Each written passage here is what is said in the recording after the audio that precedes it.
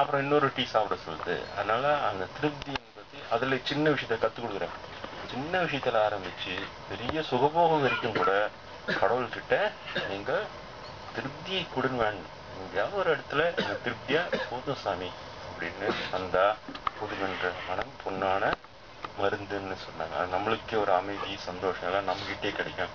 யாராவது நம்மள பார்த்தாலும் அவங்களுக்கும் நான் பார்த்தோன்னே ஏதோ ஒன்று ஏதோ பார்த்தோன்னே ஏதோ ஒரு நிம்மதியா இருக்கு, என்னன்னே தெரியலன்னு. ஏன் நம்மகிட்ட திருப்தி அவங்க பார்த்தோன்னா கொஞ்சோண்டு அவங்களுக்கு அது பாய்ஞ்சோன்னா சந்தோஷப்படுவோம். அதானே வேணும். நம்ம பார்த்த மொத்தம் சந்தோஷப்படும் இல்லையா? நம்ம பார்த்தா மொத்தம் எரிச்சல் பண்ணோம்னா அது என்னத்துக்கு?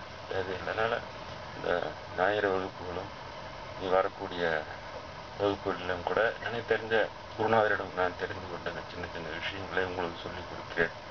நீங்களும் எனக்கு சந்தோஷமா இருக்குது. எவ்வளவோ பேர் சுகபோக நாட்டத்தில் எல்லாம் இருக்கும்போது ஞாயிறு தவறாமல் எல்லாம் அது கொஞ்சம் சின்ன தியாகம் தான், சின்னதாக ஒரு துறவு தான். சரிங்க, அது வேற ஒன்றும் இல்லை.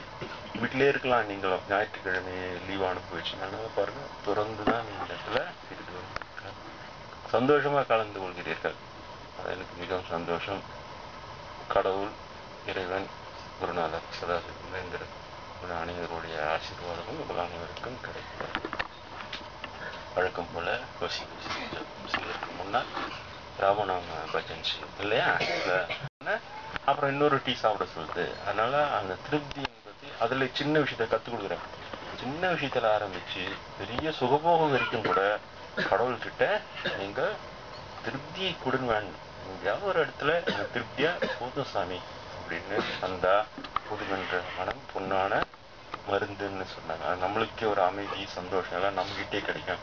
யாராவது நம்மள பார்த்தாலும் அவங்களுக்கும் நான் பார்த்தோன்னே ஏதோ ஒன்று ஏதோ பார்த்தோன்னே ஏதோ ஒரு நிம்மதியா இருக்கு, என்னன்னே தெரியலன்னு. ஏன் நம்மகிட்ட திருப்தி அவங்க பார்த்தோன்னா கொஞ்சோண்டு அவங்களுக்கு அது பாய்ஞ்சோன்னா சந்தோஷப்படுவோம்.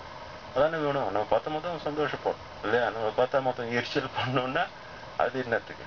அது இல்லைனால இந்த ஞாயிறு வகுப்புகளும் நீ வரக்கூடிய வகுப்புகளிலும் கூட எனக்கு தெரிஞ்ச குருநாதரிடம் நான் தெரிந்து கொண்ட சின்ன சின்ன விஷயங்களை உங்களுக்கு சொல்லிக் கொடுக்கிறேன்.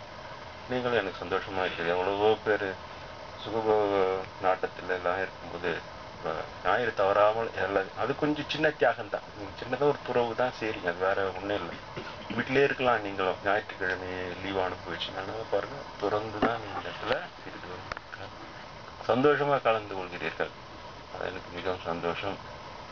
கடவுள், இறைவன், குருநாதர் சதாசிவ அனைவருடைய ஆசீர்வாதமும் உங்கள் அனைவருக்கும் கிடைக்கும். வழக்கம் போல கோசி செய்யறதுக்கு முன்னால் ராமநாம பஜன் செய்யும் இல்லையா?